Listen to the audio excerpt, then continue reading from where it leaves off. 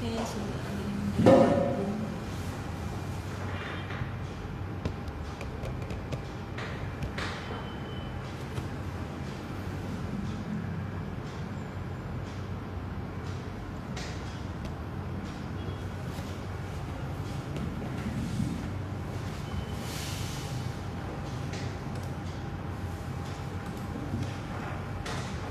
Hai, hai, hai, hai. Balik lagi di podcast satu lagi ya. Tema podcast kali ini adalah tips bepergian bersama Anabul. Kenalin, aku Gita yang akan menjadi moderator di podcast kali ini. Dan di sini aku nggak sendiri ya, aku bakal ditemenin sama dokter cantik dari Satwagia Indonesia yang terkenal humble banget, bawaannya ceria banget, pinter dan pastinya cantik juga ya. Siapa dia? Ya, Dokter Maria. Yuk kita undangnya ke Dokter Maria di podcast kali ini.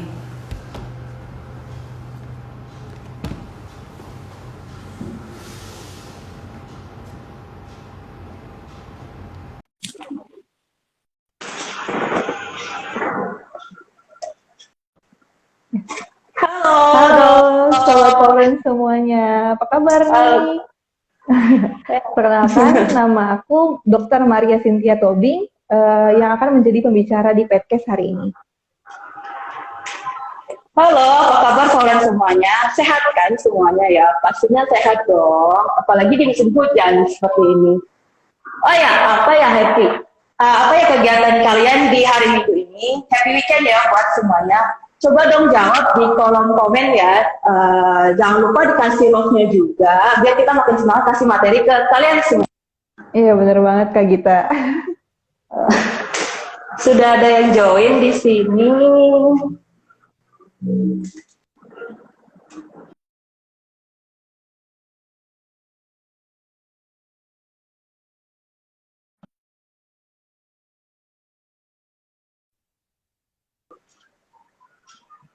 Oke, sudah ada yang jawab di sini dari Ilham underscore Imamul. Aku rebahan aja nih Kak, sambil main sama Anabol. Oke.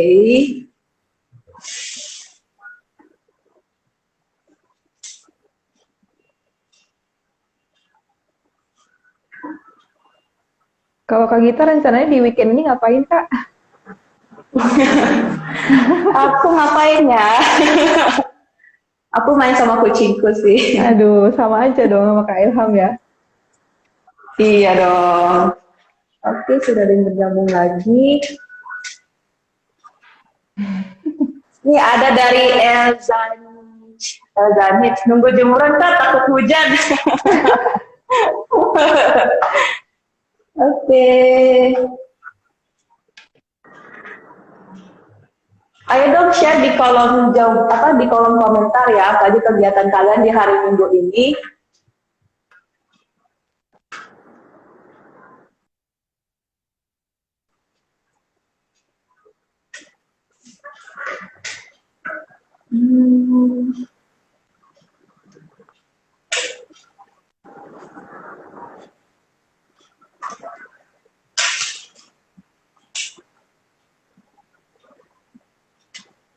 Oke, sudah ada yang bergabung. Oke, ada yang jawab dari CCXXA dan FAA. Rebahan aja nih Kak. Sebentar ya, aku bacain ya. Rebahan aja Kak sambil manjain kucing nih. Ada dari Kirana Putri Alifah. Oh oke, ternyata pertanyaan. Nanti kita akan jawab pada sesi pertanyaan ya. Kemudian ada dari Fahri Java. Aku push rank Mobile Legend Kak. Oke, next. Ini sudah ada yang bergabung di sini.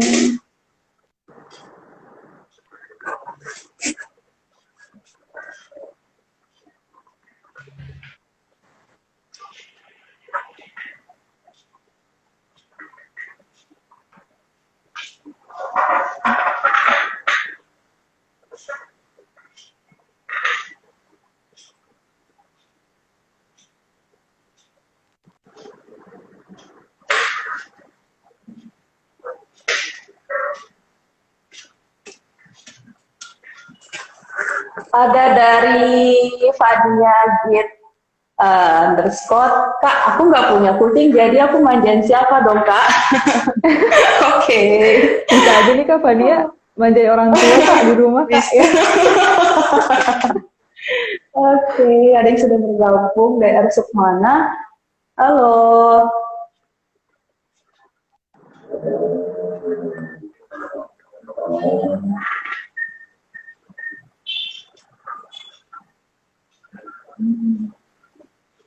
Oh ya, sebelumnya aku mau ngasih info penting nih buat kawan semua. Untuk penanya terbaik akan mendapatkan saldo PT sebesar Rp100.000. Hei. Jadi jangan lupa disimak ya Poren ya, biar nanti di akhir kalau ada pertanyaan bisa Oke. disampaikan. Ada lagi nggak kegiatannya di hari Minggu ini? Ada dari Magdalena, lagi main sama Louis sambil rebahan, hehehe. Oke.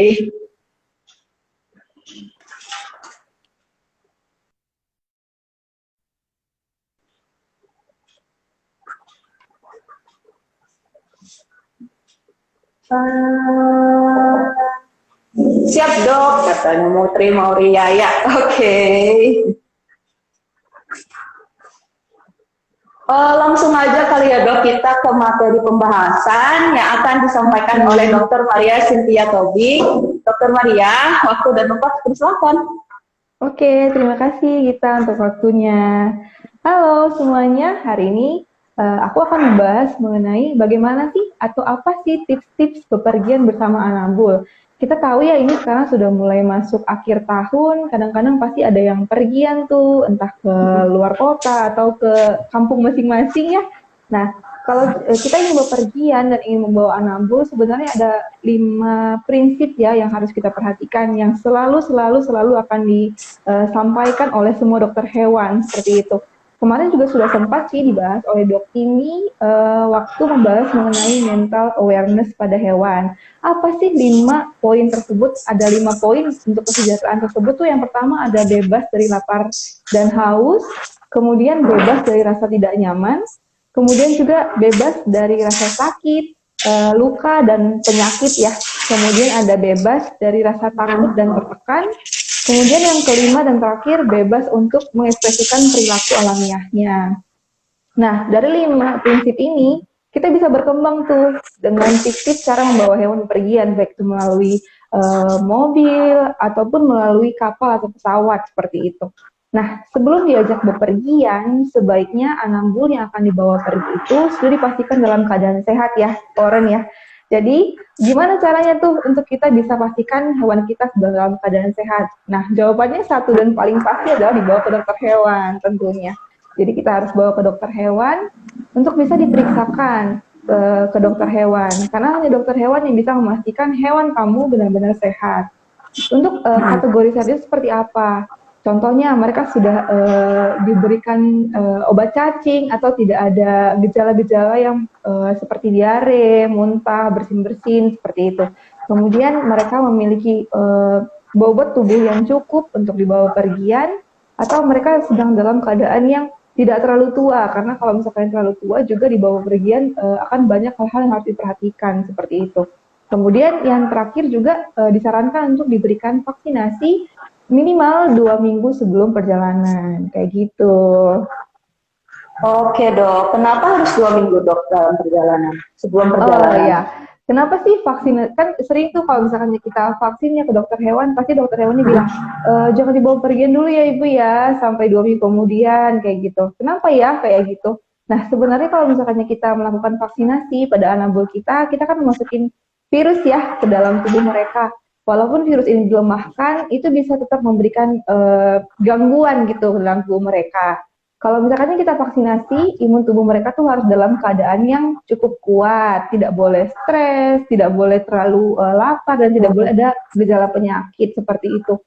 Nah, kalau bepergian itu juga merupakan salah satu faktor stres pada hewan. Jadi kalau misalkannya kamu vaksinasi hewanmu, kemudian kamu langsung bawa mereka bepergian, akan ada penurunan imun tubuh pada mereka kayak gitu. Jadi kalau misalkan imun tubuhnya berkurang tuh atau menurun, pasti saat mereka diberikan vaksinasi akan ada respon negatif, seperti misalnya mereka jadi diare, nggak nafsu makan, seperti itu.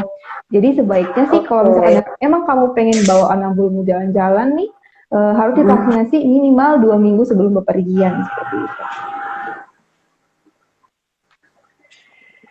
Oh ya, bagi yang mau nanya, tulis aja ya di kolom komentar, nanti akan dijawab di sesi pertanyaan ya, Orange. Oke dok, aku mau nanya lagi nih, bagaimana sih tips untuk bepergian bersama Anabul? Nah, untuk bepergian bersama Anabul, yang pertama tadi yang nomor satunya harus udah diperiksakan ya ke dokter hewan, pastikan mereka sedang dalam keadaan sehat. Kemudian yang nggak kalah penting sebenarnya yang sering dilupain nih sama foreign-foreign itu adalah memberikan tanda pengenal buat mereka gitu. Entah itu kalung ataupun kadang-kadang kan sudah ada GPS tracker ya yang dipasangkan di kalung Anabul. Jadi itu lebih enak tuh kalau misalkan kita bawa bepergian sudah ada kalungnya, sudah ada nama hewan, kemudian nama pemilik, dan nomor telepon yang dihubungin. Jikalau nih amit-amit ya, kalau tiba-tiba kucingnya waktu dibawa keluar, kok tiba-tiba dia pergi kemana gitu. Kan kasihan ya kalau misalnya mereka nggak tahu harus kemana dan saat ditemukan juga nggak ada yang bisa dihubungin kayak gitu. Kemudian yang nggak kalah penting itu adalah jangan lupa untuk menyediakan tempat yang nyaman buat Anabul kamu. Untuk tempat yang nyaman itu bisa aja sih kalau misalnya dengan mobil membawanya, boleh disediain di jok mobil kan kursi belakang tuh ya. Di kursi belakang ya korennya, bukan di bagasi. Di kursi belakang, di jok belakang dibuat kayak apa ya, underpad atau handuk gitu untuk menghalasi si joknya supaya Anabul kamu bisa merasa nyaman. Kemudian mereka juga kalau misalnya pup dan pipis tuh nggak langsung kena ke jok mobil kayak gitu. Nah sekali lagi aku tekankan nih Koren ya, jangan sampai kalian taruh Anabul kalian di dalam bagasi mobil kayak gitu. Kan bagasi mobil nih besar ya dok, kenapa tidak disarankan gitu? Nah, memang sih kalau misalnya di mobil tuh kalau bagasi kayaknya cukup luas ya untuk jadi tempat untuk mereka bermain kayak gitu ya. Tapi kalau misalnya mobil kita tuh nggak pet friendly, jarang sih sejauh ini sih kita tidak ada. Kalau misalnya Poren ada yang tahu nih tentang mobil-mobil yang pet friendly, boleh dikasih tahu di kolom komentar ya. Tapi sejauh ini saat saya cari-cari sih di Indonesia belum banyak mobil-mobil yang pet friendly. Pet friendly itu maksudnya gimana sih kayak gitu? Emang mereka didesain untuk bisa membawa hewan di bagian belakang mobil kayak gitu. Jadi mereka emang dikasih bak yang lumayan besar di belakangnya. Nah kalau misalkan mobil kita yang kayak biasa di Indonesia ini, itu kan ada kursi yang nutupin ya kalau misalkannya di bagasi. Jadi kalau misalkannya si Anabul ini pengen ngelihat kalian di depan, mereka nggak akan bisa, mereka akan kesusahan. Kemudian kalau misalkannya di belakang itu rentan terkena sinar matahari. Jadi kadang-kadang tuh ada yang kepanasan kalau ditaruh di bagasi, atau kalau misalkan ditaruh di bagasi ada guncangan yang terlalu besar, akhirnya mereka akan stres tuh kalau misalkan ditaruh di bagasi kayak gitu. Oke dok, kadangnya aku suka dengar ada tolerance yang naruh boneka ataupun bantal saat perjalanan, itu kenapa ya dok ya? Nah, ya sih kadang kok lucu ya, kadang-kadang ada yang bikin selimut gitu di mobil, atau kadang-kadang bawain boneka gitu ya. Nah, itu sebenarnya alasannya itu bagus sih, itu salah satu cara yang bagus untuk membuat mereka merasa nyaman, seolah-olah mereka masih berada di tempat yang mereka familiar kayak gitu. Karena kan ada bau selimut atau sesuatu yang memang sering mereka temui di rumah. Kemudian kalau misalkannya ada mainan tuh mereka bisa merasa lebih nyaman kalau misalkannya mereka ketemu mainan yang bisa mengalihkan perhatian mereka dari perjalanan. Karena seperti yang tadi udah kita bahas di awal, ada 5 ya konsepnya. Yang terakhir adalah bebas mengekspresikan perilaku alamiahnya. Jadi kalau misalnya ada mainan tuh enak tuh, jadi mereka bisa cakar-cakar atau mereka bisa bermain dengan bola-bola yang ada di dalam mobil kayak gitu. Dok mau nanya nih, kalau misalkan hewannya lapar atau haus di perjalanan, gimana sih cara ngasih makannya? Nah, ini sebenarnya salah satu poin penting ya, kalau misalkannya membawa hewan dalam perjalanan, gimana sih cara kita bisa memberikan makan untuk mereka? Karena kan kita tahu ya kalau misalkannya di hewan itu diberikan makan terlalu banyak, kemudian ada guncangan yang terlalu besar, kadang-kadang mereka akan muntah gitu. Nah, nah itu contohnya muntah-muntahnya bukan karena penyakit, tapi karena mereka memang dalam perjalanan dan mereka terlalu banyak makan kayak gitu. Jadi sebaiknya sih kamu sediakan waktu untuk memberikan anabulmu makan di dalam perjalanan. Misalnya setiap pada jam-jam makan disarankan sih 2 sampai 3 kali dalam sehari ya kalau memang perjalanannya dalam jarak yang cukup jauh. Jadi diberikan makan 2 sampai 3 kali. Itu jangan terlalu banyak diberikan makannya gitu.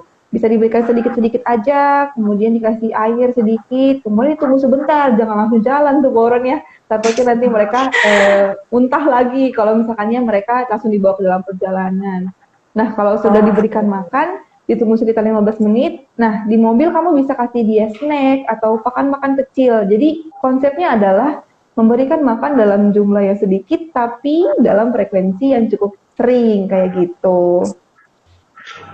Kalau misalkan nih nabulnya pup depi di perjalanan tuh gimana dok? Untuk mengatasinya.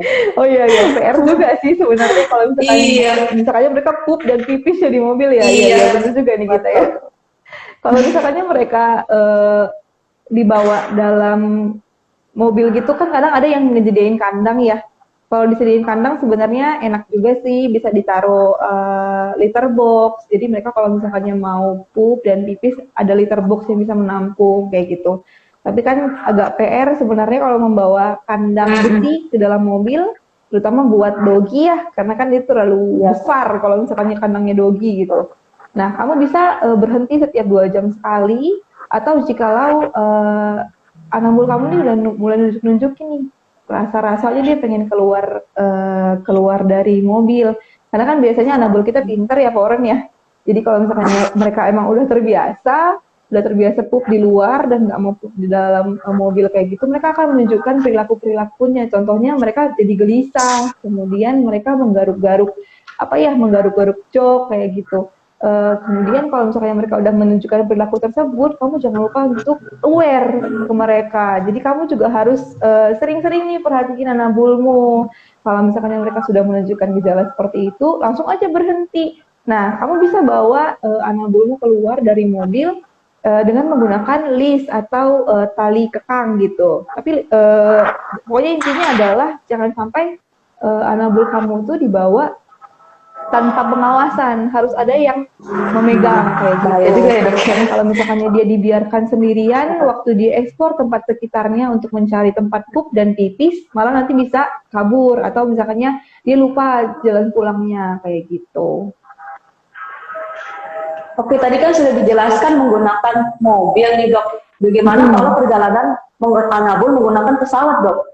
Aduh. Nah, ini sebenarnya kalau misalkannya menggunakan pesawat ya, kalau menggunakan pesawat sih banyak yang harus diperhatikan ya Kak Gita ya. Karena kan kalau misalkannya menggunakan pesawat, tahu aku sih belum ada nih penerbangan yang boleh membawa foreign-nya ke dalam, membawa anambulnya dalam pesawat, dalam kursi penumpang kayak gitu. Nggak tahu ya kalau misalkannya udah ada di Indonesia, tapi tahu aku sih nggak ada Kak Gita. Kalau misalkannya di dalam kursi penumpang ya, karena kan takut mengganggu orang lain yang tidak suka hewan atau anabul seperti itu. Nah, kamu harus mencari dulu nih informasi sebelum kamu memesan tiket. Apakah penerbangan yang akan kamu lakukan itu menerima pembawa hewan melalui kargo gitu? Karena biasanya memang kalau di Indonesia nanti bisa menggunakan kargo aja nih Kak Gita. Jadi kalau misalkannya dia dibawa bepergian tuh kayak kita bagasi gitu bahasanya kalau di pesawat ya, di bagasi gitu. Nah, itu ada syarat-syaratnya. Biasanya kita harus menghubungi dulu penerbangannya, menanyakan apakah mereka memperbolehkan untuk membawa anambul di kargo. Kemudian juga harus meminta perizinan kepada badan karantina, karena kalau misalkannya melalui pesawat atau kapal yang memang melewati stasiun karantina seperti itu, ada persyaratan-persyaratan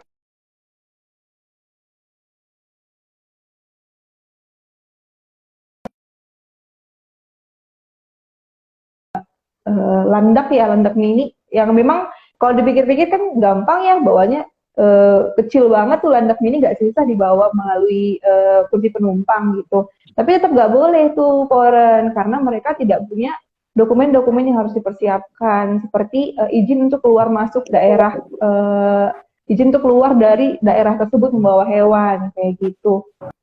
Nah, kalau misalkannya kamu membawa hewan juga dengan menggunakan pesawat, kamu juga harus memperhatikan kandangnya nih, Poren.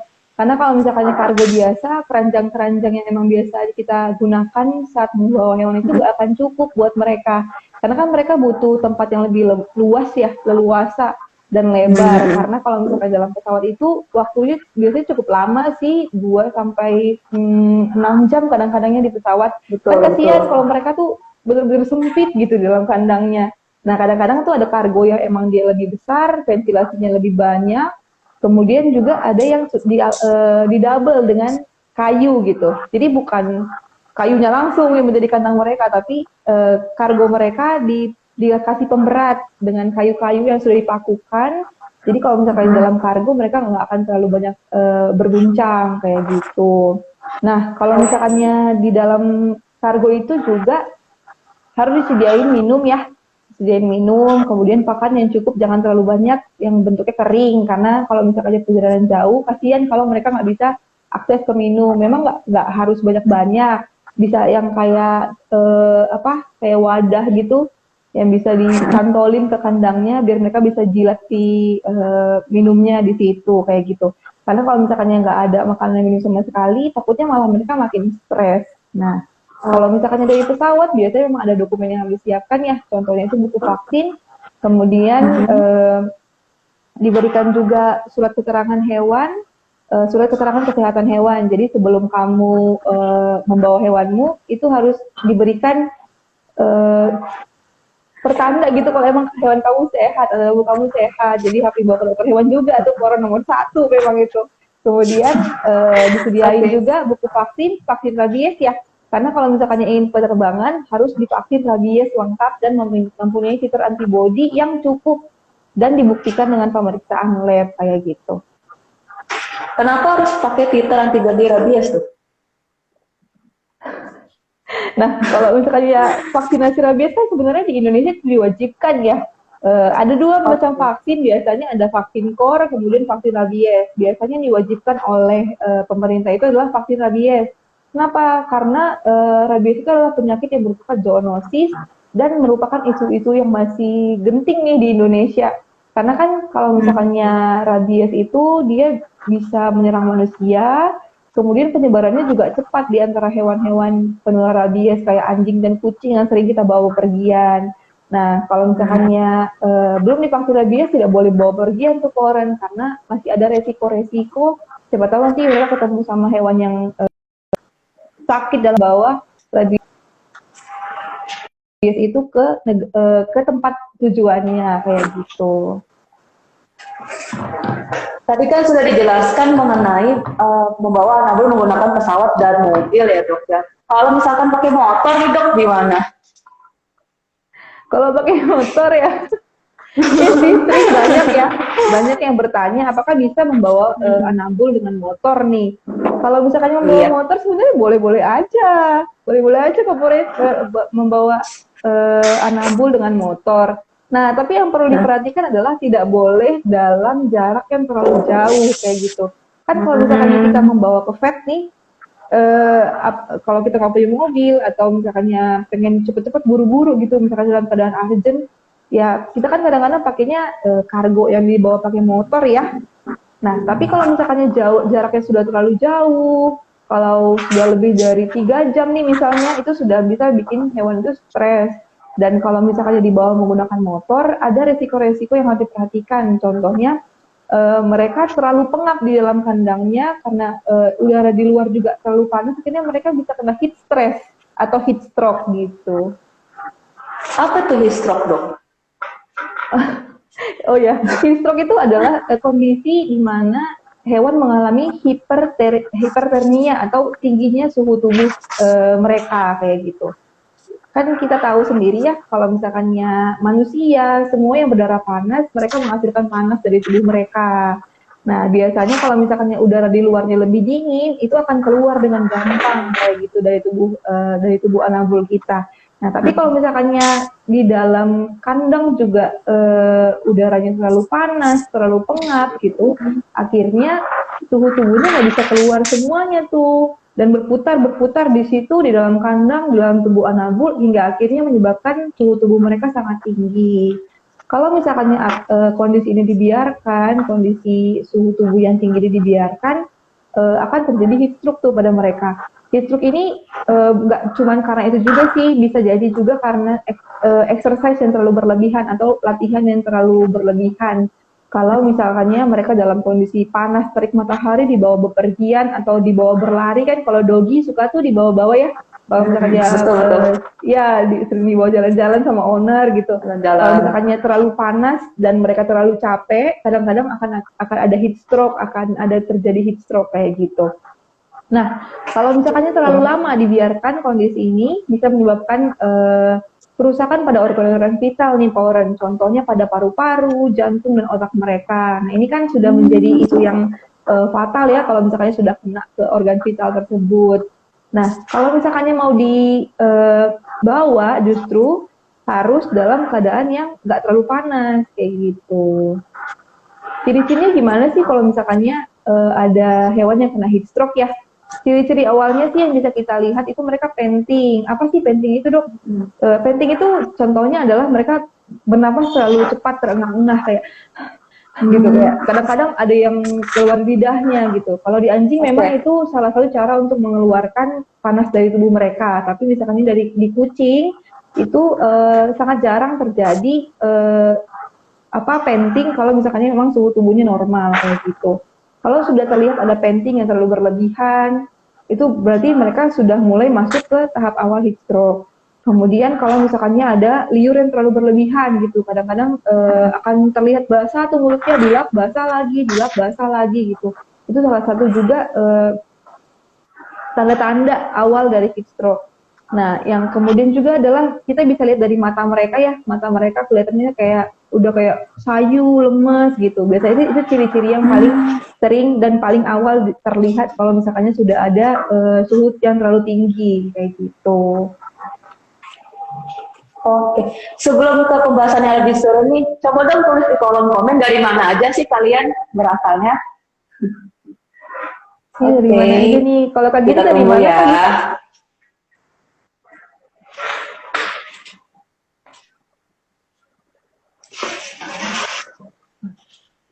Kak Gita dari mana asalnya, Kak Gita? Aku dari Batam. Dokter Maria dari mana? Batam. Oh, aku dari Sumatera Utara, dari Medan. Kita satu ini ya, daerah yes, ya. Sumatera Utara ya. Sama-sama di Sumatera sih.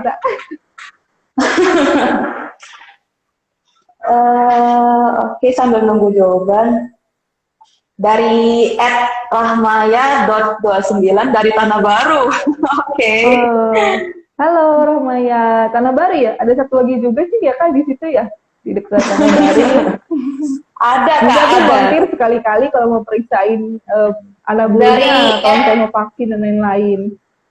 Oke, ada dari @elzanit NI itu deh, maaf ya. Dari Bandung Barat Kak. Oke. Dari Nontoir, dari Serang nih. Ada yang dari Bogor, dari @sia99a. Oke, sudah ada yang bergabung juga nih, @empatria Gunawan. Halo.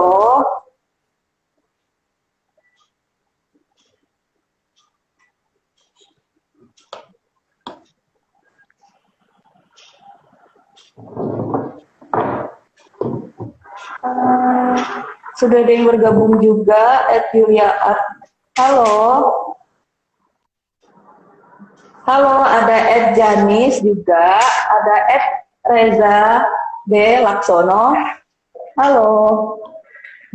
Ada dari Magdalena 6361. Hai, aku dari ATT Sumber, tenang, yuk liburan. Oke deh. Berangkat sih. Ada dari Kak Gita ada pertanyaan nih dari Kak Ed Syaga ya. @siaga. Iya. Dok, bagaimana cara menyikapi anabul yang buang air nggak di tempatnya?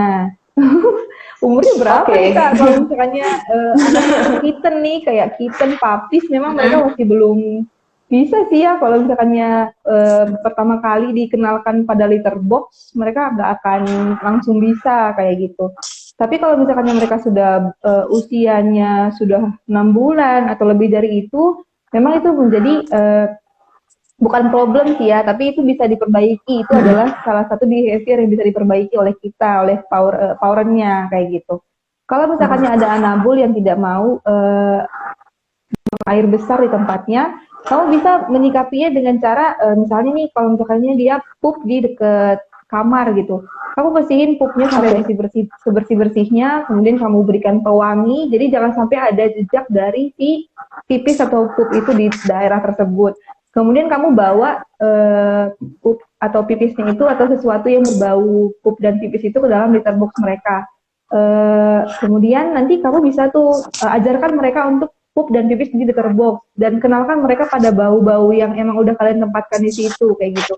Biasanya kalau misalkannya kucing yang dari luar atau kucing stray yang dibawa ke rumah, kan biasanya mereka emang sembarangan ya. Kalau misalkannya pipis tuh terserah aja kayak gitu mau di mana.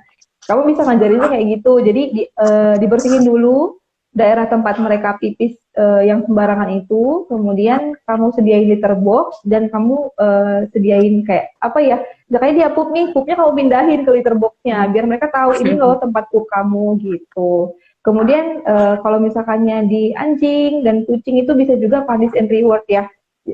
Jangan sering-sering dipanis, tapi sering-sering di reward maunya kayak gitu. Jadi kalau misalkannya mereka pup dan pipis di tempat yang seharusnya, kamu bisa kasih mereka reward, entah itu treats kesukaan mereka atau misalkannya makanan-makanan yang lebih mereka sukai. Kalau misalkannya mereka pup di tempat yang nggak seharusnya, kamu bisa kayak bukan dimarahin secara verbal gitu, kayak kamu kenapa ini nggak boleh loh, karena mereka juga mengerti kalau misalkan kamu memberikan emosi yang agak-agak negatif dan kayak mereka diwarahin, mereka buat jangan sampai menggunakan tangan ya, karena kan namanya juga anabul ya, hewan, mereka nggak akan terlalu mengerti kalau misalkannya pup itu harus di situ gitu kan, harus di litter box, tapi kita bisa mengingatkan mereka dengan kasih sayang gitu, nggak harus dipukul. Kalau misalkannya di kucing jantan, mereka suka pipis sembarangan, kayak dikit-dikit tuh kan kadang-kadang kucing jantan suka ya, kalau udah birahi, mereka suka pipis sembarangan di beberapa tempat. Itu memang salah satu behavior yang wajar, itu salah satu contoh dari mereka mengekspresikan perilaku alamiahnya, kayak gitu. Karena ada behavior menandai teritori, kayak gitu. Jadi karena mereka bersifat teritorial, kalau misalkannya kucing itu ya, dia kan pengen paling jago nih, aku yang punya rumah ini, jangan ada yang mau datang ke sini kayak gitu. Jadi mereka suka menandai daerah di rumah dengan cara pipis sembarangan dikit-dikit kayak gitu. Nah, kalau sudah behavior seperti itu susah kita hilangkan, kecuali kalau misalkannya dia mau disteril. Karena kalau disteril kadang-kadang akan ada perubahan tingkah laku juga. Jadi mereka sudah tidak ada hormon reproduksi ya, yang membuat mereka harus merasa lebih dominan daripada kucing-kucing lainnya gitu. Mungkin nggak akan langsung hilang kalau disteril. Kalau dikastrasi nggak akan langsung hilang tuh perilaku seperti itu, tapi lama-lama bisa menjadi lupa merekanya untuk menandai tempat-tempat kayak gitu. Gitu ya Kak ya. Oke, Dok, kita lanjut ke materi lagi kali ya, yang tadi kita bahas ya, yang tentang hair. Oh iya, dikit lagi saya kayak itu. Iya. Kasih kenyapa-nyapa. Oke. Oh ya, tadi yang sudah nulis asalnya di mana, pokoknya maupun kalian dimanapun berada, jaga kesehatan dan stay safe, stay healthy. Oke, lanjut lagi ya kita ya. Terus gimana nih Dok cara buat cegah heat stroke itu sendiri? Oke, cara untuk mencegah heat stroke ya. Kalau misalkannya kalian bepergian membawa hewan, misalkannya menggunakan motor ya, yang biasanya menyebabkan heat stroke itu, jangan dalam kondisi sedang panas, kayak jam 10 sampai jam 1 siang itu kan lagi matahari terik banget ya. Kalau misalkannya di dalam kargo gitu, dalam pet kargo yang kecil, pasti akan ada sirkulasi yang panas di dalamnya, karena walaupun pet kargo itu ada ventilasinya, akan susah keluar kalau misalkannya hewan kamu atau anabul kamu itu sempit di dalamnya kayak gitu. Kalau misalkannya perjalanannya dekat, nggak masalah. Misalkannya cuma 15 menit gitu nggak masalah. Cepet-cepet aja kayak gitu dibawa pergi kayak gitu. Nah, tapi kalau misalkannya agak jauh, misalkannya sejam atau 2 jam, pastikan kargo yang kamu bawa itu ventilasinya lebih banyak. Jadi jangan ditutupin tuh kan kadang-kadang suka ditutupin pakai handuk ya. Jangan Iya, ditutupin, kasihan justru nggak ya. boleh Iya. ditutupin. Beda ya dengan mobil. Kalau mobil harus dikasih handuk, kalau misalnya di motor jangan sampai ditutupin tuh daerah kandangnya gitu. Kemudian kalau misalkannya udah dibawanya sore-sore atau malam-malam, tapi kok tetap penting ya, dok, ini kucing saya gitu. Langsung aja dibawa ke tempat yang lebih teduh dan luas, misalkannya masuk ke rumah saudaranya nih, langsung dilepasin aja, biarkan mereka mencari tempat yang nyaman buat mereka, biarkan mereka eksplor dulu, kemudian sediain tempat minum atau air dingin gitu, air yang bersih buat mereka bisa minum, kayak gitu.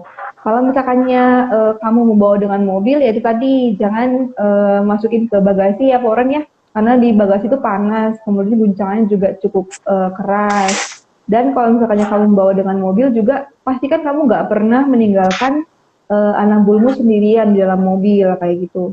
Karena kalau misalkan ditinggalkan sendiri dalam mobil, suhu mobil kan kalau dalam kondisi mesin mati itu panas ya. Walaupun cuma sebentar nih, saya nggak sarankan untuk ditinggalkan di dalam mobil. Karena beberapa kejadian kayak gitu ditinggalkan dalam mobil, akhirnya mereka mengalami keracunan karbon monoksida. Karena kan kalau misalkannya terlalu panas dan mesin itu kan dia berusaha mendinginkan diri ya. Kadang-kadang ada muncul tuh si karbon monoksida di mobil. Jadi kalau ditinggalin, kadang akan ada yang kayak keracunan. Terus waktu ownernya balik ke dalam mobil, kok udah lemes banget nih. Kadang-kadang kayak gitu nggak bisa ditolong lagi. Kalau misalkannya sudah sampai keracunan di dalam otaknya kayak gitu. Apalagi kalau misalnya di hewan-hewan yang hidupnya pesek nih kayak kita, yang kayak Persian Pinos atau pak ya, anjing pak ya. Kalau misalnya dia terlalu pesek itu untuk menghirup udara dingin aja mereka kesusahan. Gimana kalau misalnya menghirup udara yang panas, pasti lebih susah buat mereka gitu. Jadi harus diperhatikan juga animal welfare-nya atau kesejahteraan hewannya. Itu Kak Gita.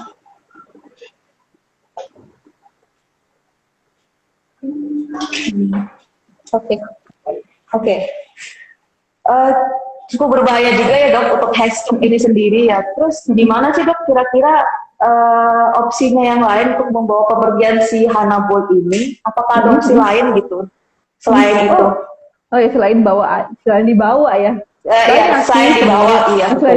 ya. Selain dibawa tuh banyak sih opsinya sebenarnya. Contohnya dititipin aja gitu ke tetangga atau ke saudara.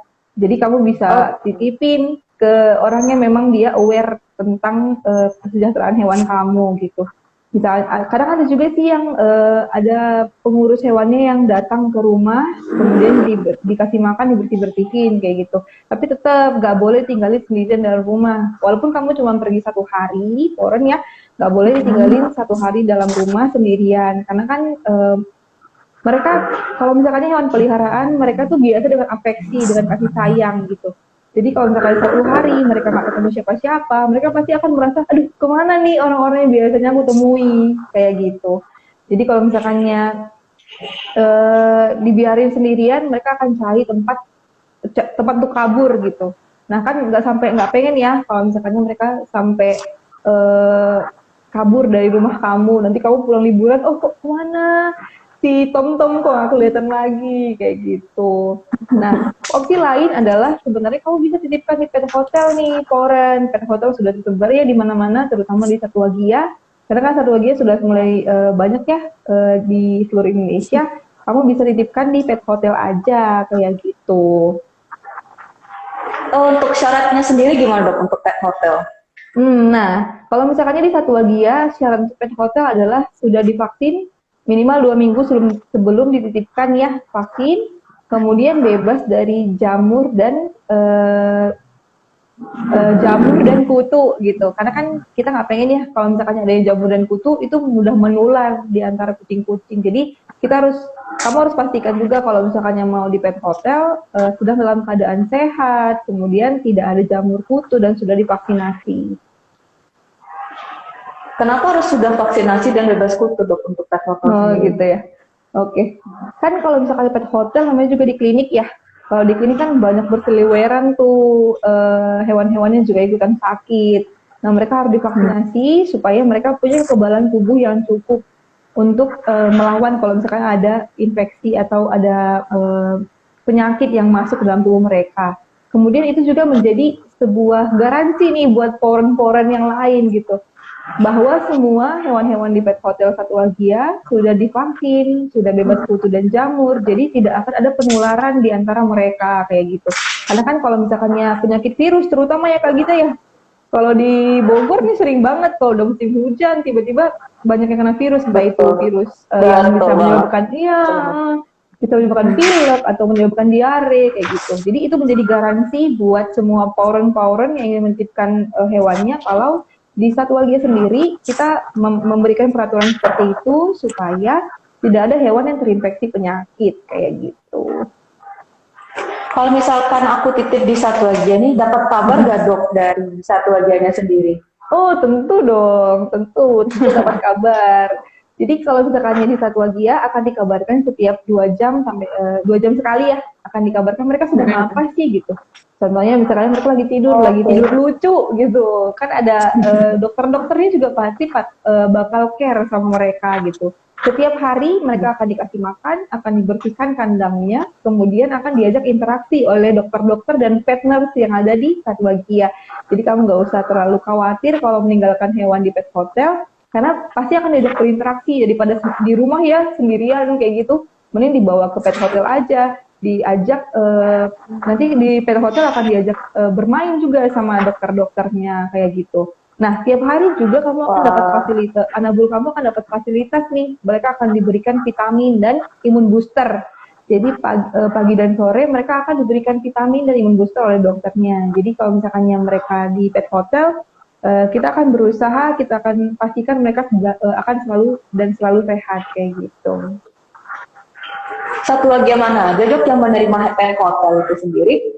Oke, Satwagia yang menerima pet hotel sih udah lumayan banyak ya, gitu ya. Di Bogor sendiri tuh ada 3 cabang Satwagia yang menerima pet hotel. Yang pertama Satwagia Pet Care Bogor di Loji ya.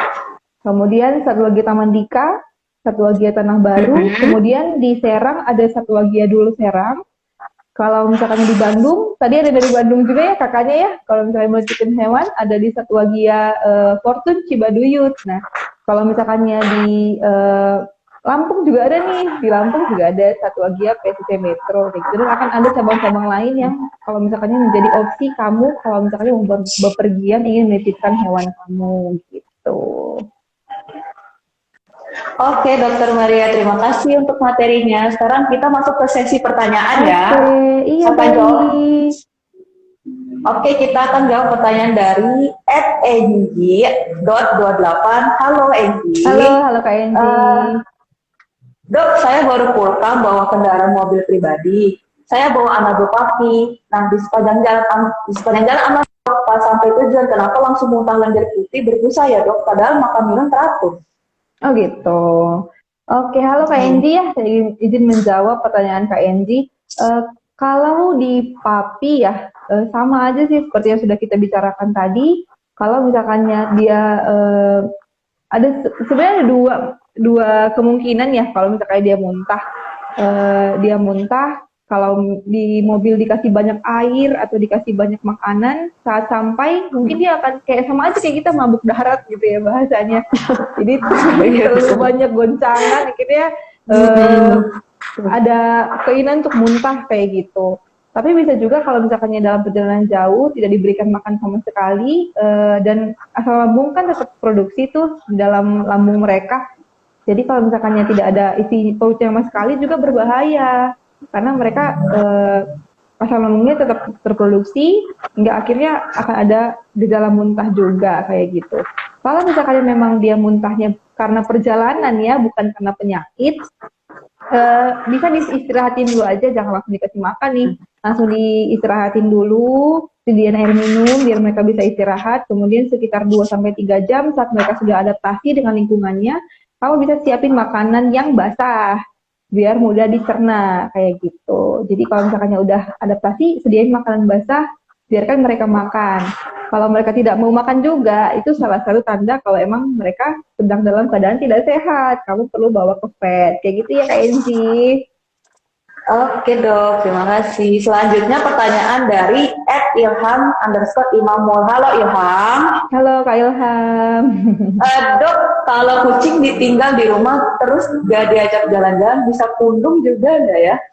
Oh, gunung ya Kak Ilham ya? Bisa dong, bisa. Kan mereka sudah biasa ya ketemu Kak Ilham di rumah gitu. Kalau misalkannya di rumah jadinya tiba-tiba nggak ada siapa-siapa, mereka nggak bisa berinteraksi dengan siapa. Gimana pun hewan itu tetap punya rasa sayang gitu, sentient animal. Jadi mereka masih punya awareness untuk disayangi dan menyayangi kayak gitu. Kalau ditinggalin dalam waktu lama, biasanya mereka akan pundung sih Kak. Jadi kayak kemana nih orang-orang yang biasanya aku temui, yang biasanya ngasih aku makan, yang biasanya ngasih aku main, kayak gitu. Kok sekarang udah nggak ada lagi. Jadi kayak ngerasa aku ditinggalin gitu. Bahasanya ya, bukan saya mengerti bahasa hewan, tapi kurang lebih seperti itu gitu. Jadi sebisa mungkin jangan pernah meninggalkan hewan kamu atau anak bul kamu dalam waktu yang lama sendirian kayak gitu. Oke, selanjutnya pertanyaan dari @fania_gig_. Halo Oke. Kak Fania. Halo Kak Fania. Dok, cara mendeteksi anabul dia stres atau enggaknya gimana ya? Anabul bisa kembung masuk angin juga nggak dok? Oke, ada pertanyaan berarti ya, gimana cara mendeteksi hewan stres, anabul stres, kemudian gimana, apakah ada yang bisa kembung masuk angin kayak gitu? Pertanyaannya lucu juga ya Kak Fania. Bagus. Untuk mendeteksi hewan atau anabul stres sebenarnya ada perubahan tingkah laku biasanya. Yang mereka biasanya aktif, tiba-tiba kok jadinya malas bergerak, nggak mau main kayak gitu. Atau mereka jadi nggak mau makan. Kan biasanya kalau misalkan anak kucing, kalau kucing atau anjing ya, mereka makannya lahap tuh kalau dikasih wet food. Nah ini kamu kasih wet food juga dia nggak mau makan. Itu bisa salah satu tanda bahwa mereka stres kayak gitu. Kemudian biasanya ada rambut yang rontokan banget tuh. Kalau stresnya sangat parah, biasanya rambutnya bakal rontok juga kayak gitu. Kalau misalkan emang bukan karena penyakit ya kayak stresnya gitu. Nah, hewan bisa kembung nggak sih sebenarnya? Kembung masuk angin sebenarnya bukan bahasanya kembung ya, tapi kayak bisa aja ada penumpukan gas dalam organ pencernaan mereka. Kalau misalkannya dalam waktu lama tidak diberikan makan gitu, tidak diberikan makan, akhirnya kan lambung kosong tuh ya, khususnya kosong gitu. Nah itu bisa ada penumpukan udara dalam penumpukan gas dalam pencernaan mereka. Karena gimana pun walaupun lambung kosong kan tetap ada produksi gas dari bakteri-bakteri baik ya yang ada dalam pencernaan kayak gitu. Jadi kalau misalkannya sudah kelihatan tuh perutnya agak melendung, itu bisa jadi memang ada penumpukan gas gitu, Kavania. Oke dok, selanjutnya pertanyaan dari @elza_nych. Halo Elza. Halo Kak Elza. Dok, kalau bepergian pakai motor bawa kucing bagusnya pakai pet cargo atau pet carrier dok? Oke, pet cargo ini yang mana nih? Yang keranjang itu ya Kak ya? Biasanya ya? Keranjang Pet itu carrier kan. tuh yang tas ya biasanya? Di tas ya. Oke. Sebenarnya yang mana aja boleh sih. Yang penting dia cukup secure, cukup kayak kunci-kuncinya itu pastikan terkunci gitu. Jadi nggak akan ada kemungkinan mereka lolos atau bisa kabur. Kemudian juga ventilasinya harus diperhatikan. Kalau misalkannya memang pet cargo kamu dan pet carrier kamu ventilasinya cukup juga nggak masalah sih dipakai salah satunya kayak gitu. Nggak ada pilihan. Maksudnya bisa keduanya oke aja dipakai. Yang penting memenuhi syarat. Contohnya nggak terlalu pengap kalau misalkan di dalam gitu. Tapi kan kadang-kadang tuh kita pengen pakai pet carrier ya. Kalau pet carrier sekarang soalnya udah modern tuh Kak Gita. Jadi bisa ada kacanya kayak akrilik gitu. Jadi anak bule bisa lihat sekitar gitu. Bisa lihat ya sekitarnya. Kalau misalkannya anak bule nggak stresan sih pakai itu aja. Jadi bisa masa lagi jalan-jalan nih gitu. Betul. Oke dok, selanjutnya dari @kirana Putri Alifa. Halo Kirana. Halo Kak Kirana. Tips agar cepat beradaptasi dengan tempat baru gimana, Kak? Oke. Untuk beradaptasi, jadi ceritanya misalnya dibawa dari satu rumah ke rumah lain gitu ya. Eh, Agak tricky sebenarnya, tergantung anabulnya jenisnya apa. Anjing dan kucing itu berbeda kayak gitu.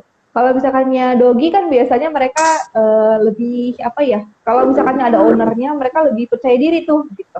Jadi kalau misalkan ada ownernya, mereka say hi ke semuanya gitu. Karena mereka merasa aman nih, ada owner aku, berarti ini orang baik kayak gitu. Tapi kalau misalkannya di kucing itu sendiri, mereka lebih stresan, lebih penakut biasanya. Jadi kalau misalkannya dibawa ke tempat baru, jangan langsung dikeluarkan dari tempat pet kargonya gitu. Kalau misalnya emang nggak penting ya. Jadi kalau misalkannya mereka sampai di tempat, biarin aja tuh pet kargonya kebuka.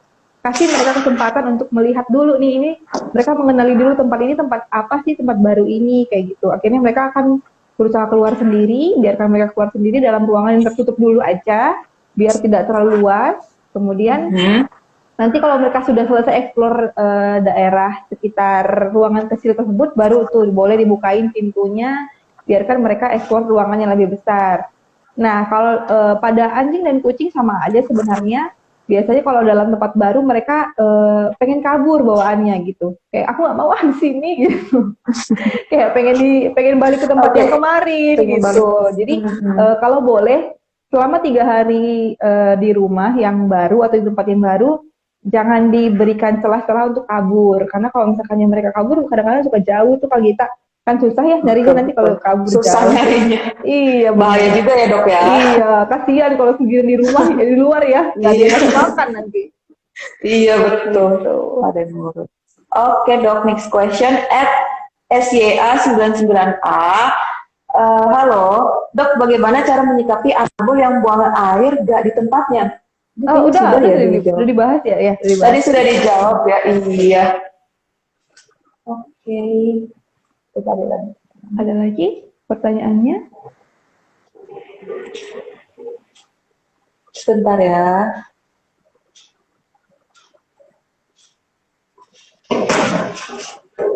Oke.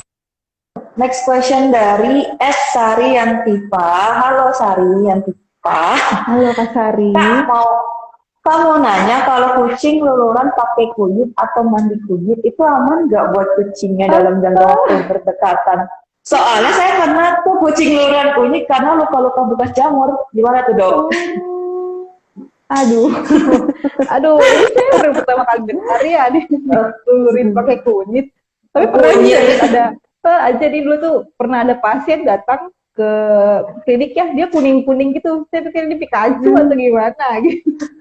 Dia bilang, iya dong dikasih kunyit sama nenek saya kemarin gitu. Kan kasihan ya, mereka jadi berubah warna, tadinya putih, jadi kuning gitu. Terus kalau untuk pengobatan jamur ya, menurut saya sih tidak disarankan sih kayak untuk melakukan lulur kunyit gitu. Karena kan lulur itu sendiri pun udah gimana ya, lulur itu bukan diperuntukkan untuk anabul gitu. Mereka cukup dengan mandi dengan sampo jamur aja. Karena di tangan kita aja kunyit lama hilangnya, gimana dengan mereka kayak gitu. Dan beberapa tanaman-tanaman herbal kayak gitu kadang ada yang nggak cocok tuh ke anabul, karena kalau misalkan dalam kondisi yang terlalu banyak dimakan atau diberikan ke mereka itu menyebabkan keracunan, karena kan belum ada penelitian yang cukup jelas ya untuk memberikan kayak kunyit, jahe dan segala macamnya ke hewan gitu. Jadi hati-hati Kak, jangan dikasih kunyit, nanti takutnya kejilat terus mereka jadi keracunan kunyit kayak gitu. Oke. Menarik ya pertanyaannya. Menarik. Oke. Menarik. Oke, next question at Indi Ramadhanti. Halo Indi. Halo Kak Indri. Kalau anabul sebenarnya bisa masuk angin nggak sih, Dok? Tadi kayaknya udah ya. Udah ya. Kayaknya mirip sama pertanyaan Kak Fania tadi ya. Ya, Kak Fania tadi ya. Oke, next at Linca. Ada banyak banget gitu. Linca. Halo. Halo Kak. Apakah boleh Kak membawa kucing di malam hari? Membawa kucing di malam hari. Gimana, Dok? Oke. Justru disarankan ya kalau misalkan mau perjalanan agak jauh, dibawanya di malam hari aja. asalkan dalam tempat yang secure tadi ya, nggak boleh mudah keluar tuh merekanya gitu. Karena kan kalau misalkan malam hari lebih dingin tuh, lebih apa ya, lebih karena kan kalau misalkannya anabul kita, kucing atau anjing, mereka punya penyesuaian suhu tubuh sendiri ya. Kalau misalkan emang dingin, mereka akan bisa tuh uh, menyesuaikan suhu tubuh mereka. Jadi lebih baik sebenarnya dibawahi dalam waktu sore sampai malam hari, asalkan tidak hujan. Kalau hujan takutnya basah, akan ada hipotermi justru penurunan suhu tubuh yang terlalu drastis kayak gitu. Gak masalah kok Kalincah ya dibawa dalam waktu malam hari. Malam hari. Oke, pertanyaan selanjutnya @rahmat.day. Halo Rahmat. Halo Kak Rahmat. Dok, jika hewan anabul kita diajak berkemah, Waduh, perlu diperhatikan supaya tidak stres dan kabur. Kan mau ngiling bareng anabul katanya. wah, ini Gimana tuh, Dok? berkemah ya. Ini kakaknya anak senja ya. Berkemah Sepertinya sama ya, Dok, ya. anabul ya. Prinsipnya sama aja sebenarnya Kak Rahmat ya. Yang penting kalau misalkannya mereka dibawa berkemah dalam pengawasan tetap kayak gitu. Kalau misalkannya anjing dan kucing dikasih tali pengenal atau kalung pengenal, kemudian juga dikasih tali lis kayak gitu. Jadi mereka nggak akan bisa kabur terlalu jauh dan tetap dalam pengawasan kakak kayak gitu. Perlu diperhatikan juga suhunya, diperhatikan ya, jangan terlalu panas atau jangan terlalu dingin kalau kena hujan. Kalau misalnya bercamping di luar negeri sih sering ya saya lihat ada yang bawa hewan ke camping itu nggak masalah. Yang penting sediakan makan, sediakan juga tempat yang nyaman buat mereka. Kayak gitu. Oke, ada pertanyaan lagi. Sambil nunggu. Oke. Selanjutnya dari Magdalena 6361. Halo Magdalena. Halo Kak Magdalena. Izin bertanya ya Dok, sebenarnya ingin bawa anabul jalan-jalan, tapi dianya takut pada keramaian dan suara-suara gitu Dok. Kira-kira dia kenapa ya Dok? Oh nanya kenapa nih Dok? Kenapa dia takut atau Kenapa dia takut? Kenapa dia takut? Biasanya kalau misalkan kucing yang biasa dalam rumah ya, kalau misalkannya dia dengar suara yang terlalu berisik, dia bakal agak takut pasti, karena itu adalah hal baru buat dia kayak gitu. Kemudian juga kalau misalkan mereka udah traumatis, misalnya sudah pernah keluar rumah, kemudian nggak bisa pulang, terus kayak kejebak di jalan kan, mereka kayak, kamu bisa bayangkan gimana mereka sangat kecil, dan jalan raya yang sangat besar dan banyak mobil motor kayak gitu. Saat mereka di luar pasti mereka sangat terasa ketakutan gitu. Nah itu sama aja sih seperti manusia ya, kalau misalkan mereka punya trauma tertentu atau kejadian tertentu, itu bisa terulang lagi dalam ingatan mereka kayak gitu. Jadi kalau misalkannya mereka takut, itu sebenarnya hal yang wajar karena bisa jadi ada banyak penyebabnya. Kalau mau pelan-pelan diperkenalkan pada keramaian gitu. Bisa dari keluarga kamu dulu, dari 1-2 orang, kemudian tambah lagi dengan orang-orang yang lebih banyak, biarkan dia beradaptasi dengan keramaian kayak gitu. Kalau misalkan yang mau dibawa bepergian, sediakan aja tempat yang nyaman. Misalnya sebisa mungkin sih dihindari ya keramaian kalau membawa hewan gitu. Tapi kalau emang nggak ada pilihan, kayak tadi aja kargonya dibikin di tempat yang lebar biar dia merasa kayak walaupun ini ramai dia masih punya personal space atau space untuk dia sendiri kayak gitu. Oke Dok. Pertanyaan selanjutnya dari Alvin Alia. Halo Alvin Alia. Halo Kak Alvin. Kalau mau bawa kucing antar pulau bagaimana ya Kak? Baiknya, semisal dari Jakarta ke Kalimantan, dan apakah harus pakai surat-surat dan dikarantina terlebih dahulu? Tadi kayaknya sudah di materi, Dok. Mungkin bisa. Saya ulang lagi, siapa tahu Kak Alvin tadi belum ikutan live-nya. Kalau antar kota dengan penggunaan maskapai atau kapal atau yang melewati stasiun karantina, itu memang harus diperiksa dulu ya hewannya, harus mendapatkan surat keterangan kesehatan hewan. Itu biasanya dari dinas terkait. Beda-beda sih Kak, setiap daerah tuh biasanya ada yang dari dinas atau dari dokter hewan yang udah bekerja sama dengan pihak karantina kayak gitu. Kemudian ada beberapa surat-surat yang harus dipersiapkan, seperti surat perizinan pengeluaran dari kota tersebut untuk masuk ke kota selanjutnya kayak gitu. Kemudian juga ada surat, ada buku vaksin yang harus dipersiapkan, jadi harus vaksinasi rabies minimal ya. Kalau caranya sih vaksinasi semuanya sih, kor dan rabies semuanya sudah divaksin biar aman tuh. Kemudian harus ada hasil lab titer antibodi rabiesnya kayak gitu. Oke, gimana Kalvin? Kira-kira Kalvin? Sudah cukup jelas ya. Oh iya, Terkait karantina ya. jawaban Kalau dari- karantina sih ada juga yang menetapkan harus karantina ya kalau di antar kota. Saya nanti kita cari informasinya lagi kalau misalnya emang harus dikarantina. Tapi biasanya memang ada yang menetapkan kalau misalkannya titer antibodinya tidak cukup tapi tetap pengen dibawa kayak gitu. Biasanya divaksin dulu kemudian dikarantina. Atau biasanya kalau antar kota ya, kalau dari luar negeri atau ke luar negeri itu harus karantina, pasti harus dikarantina kayak gitu. Oke. Oke dok, pertanyaan selanjutnya dari @Indi Ramadanti. Halo Indi Ramadanti. Halo Kak Indi. Dok, itu kalau di luar negeri ngeliat anabol bisa anteng diajak jalan-jalan, itu kok bisa ya dok? Apa karena memang kepribadian hewan beda-beda? Nah, Silakan, iya. Dok. Iya kalau lihat di Instagram orang luar negeri itu kayaknya asik Iya. banget ya bawa hewan ke luar negeri. Asik banget, bener sih. Iya, Paling ke luar bener. kota gitu. Ada yang bisa dibawa, Iya. ada kucing yang bahkan bisa dibawa berenang gitu. Saya juga waktu lihat itu Iya, pertama kali, betul. oh hebat banget gitu. Sebenarnya emang benar, ada perbedaan kepribadian Kak di antara kucing-kucing. Tergantung kucing dan anjing, semua hewan sih sebenarnya tergantung pada rasnya ya. Kalau misalkannya rasnya memang yang suka air, seperti Labrador atau Golden Retriever, kan mereka suka tuh main di air. Jadi kalau misalkan mereka dibawa melalui kapal atau melalui perjalanan air, mereka nggak akan ada masalah karena buat mereka itu hal-hal yang emang menyenangkan buat mereka kayak gitu.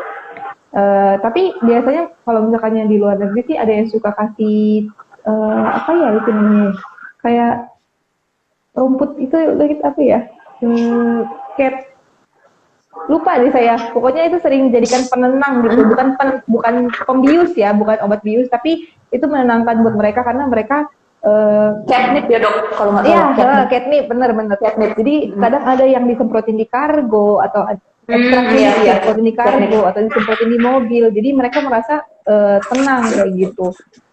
Atau memang mereka sudah biasa bepergian sama ownernya gitu. Kan kadang ada yang pakai karavan ya, mobil van gitu. Kalau misalkannya bepergian itu nyaman ya. Ya kayak di catnip bener ya. Kalau misalkannya di mobil yang nyaman gitu pasti mereka akan lebih anteng sih untuk bepergian. Sayangnya kalau Indonesia saya belum tahu sih ada nggak ya mobil yang pet friendly gitu. Karena kalau misalkan ada mobil yang pet friendly itu enak banget bawa hewannya gitu. Gitu ya Kak Indi. Cukup jelas Kakak? Oke. Cukup jelas ya. Oke, ada pertanyaan lagi?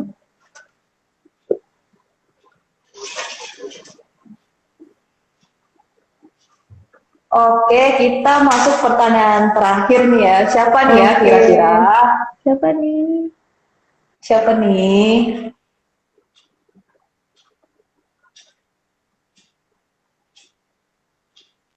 Ada lagi Kak Gita? Oke. SYA 99A. Oke, halo. Dok, ada nggak ya makanan manusia yang tidak boleh dimakan kucing? Oh, menarik sekali pertanyaannya. Menarik. Ada nggak ya makanan manusia yang nggak boleh makan kucing? Banyak sih Kak sebenarnya. Banyak banget yang nggak boleh makan. Kayak kalau terlalu banyak garam, mereka nggak boleh makan terlalu banyak garam, nggak boleh terlalu makan gula gitu. Jadi kalau misalnya permen gitu, itu nggak disarankan untuk diberikan ke kucing. Permen, coklat sama aja sebenarnya. Atau yang kayak nasi gitu kan kadang-kadang kalau misalnya apa ya, disaranin ya. nasi sama tongkol tuh suka banget dikasih ya ke anak bulu kita ya. Suka banget dikasih bener. Kalau kucing itu adalah karnivora sejati sebenarnya, mereka tidak didesain untuk bisa makan karbohidrat atau yang kayak nasi, roti gitu. Mereka tidak punya kemampuan untuk mencerna itu dalam jumlah yang terlalu banyak. Kalau misalkan dikasih sedikit nggak masalah, itu hanya sebagai serat nih misalnya ya, memang bertujuan untuk sebagai pencampur makanan nggak masalah gitu. Tapi kalau misalkannya itu menjadi makanan utama mereka, nasi atau roti itu nggak boleh, karena takutnya nanti mereka akan ada gangguan pencernaan. Terutama juga dalam pemberian ikan segar ya, Poren ya. Ini salah satu isu yang sangat sering terjadi pemberi ikan segar itu tidak boleh dalam keadaan mentah. Ya, tidak boleh dalam keadaan mentah. Setidaknya harus dipanaskan dalam suhu yang cukup. Karena kalau misalnya di ikan itu masih ada parasit-parasitnya atau cacing yang bisa menyebabkan gangguan pencernaan juga. Kemudian hati-hati dengan duri, Toren. Karena kalau misalnya durinya nyangkut di leher itu kasihan banget karena dia harus untuk mengambil itu kadang-kadang harus butuh tindakan operasi kan nggak mau ya gara-gara makanan aja kita harus operasi hewan kayak gitu. Kalau misalkan mau lebih aman gunakan makanan-makanan yang tidak banyak durinya, tidak banyak tulangnya kayak gitu. Itu sih. Gitu ya, Aku jadi pengen nanya juga, mengenai raw food kan itu gimana ya dok menurut dokter? Raw food. Kalau untuk raw food ya, Iya. kalau raw food biasanya itu ada gimana ya? Ada raw food yang benar-benar raw. Jadi kalau misalkannya daging benar-benar mentah atau ikan benar-benar mentah diberikan untuk anabulnya. Tapi kadang-kadang ada juga yang bilangnya raw, tapi sebenarnya sudah dipanaskan, tapi dalam suhu yang cukup aja untuk membunuh mikroba kayak gitu, bukan yang sampai matang banget kayak gitu. Kalau misalkan emang raw foodnya dalam definisi yang kedua sudah dipanaskan dalam suhu yang cukup untuk membunuh mikroba nggak masalah Kak Gita. Tapi kalau misalkan dalam diberikannya kayak mentah, benar-benar mentah, daging mentah, ikan mentah gitu, kasihan nanti anabulnya. Karena kalau misalkannya di daging justru ada cacing juga yang bisa menular ke anabul kalau misalkannya cacingnya dagingnya belum matang. Toksoplasma juga bisa menular ke anabul kalau misalkannya dia makan daging yang tidak dipanaskan sampai mikrobanya mati kayak gitu. Jadi sebenarnya sih nggak terlalu disarankan ya kalau benar-benar yang raw gitu. Kecuali kamu ada di Jepang nih gitu. Kalau di Jepang kan kadang-kadang ikannya atau dagingnya itu benar-benar dipastikan sudah grade-nya tinggi ya. Sangat rendah mikroba, makanya mereka bisa berani bikin sashimi, sushi kayak gitu. Oke, terima kasih dok. Terima kasih buat semua pertanyaannya semua. Ya, terima kasih pertanyaannya. Oke, diingatkan kembali untuk 5 penanya terbaik akan mendapatkan saldo PP sebesar Rp100.000 ya. Aku juga punya info penting untuk Desember ini, Satwa Gia Tanah Baru lagi ulang tahun nih. Jadi salah satunya ada stereo gratis. Cek IG Satwa Gia dan Satwa Gia Tanah Barunya ya. Oh ya, jangan lupa pantau terus dan stay tune di IG Satwa Gia karena agar kalian tidak ketinggalan info-info penting juga promo menarik lainnya ya.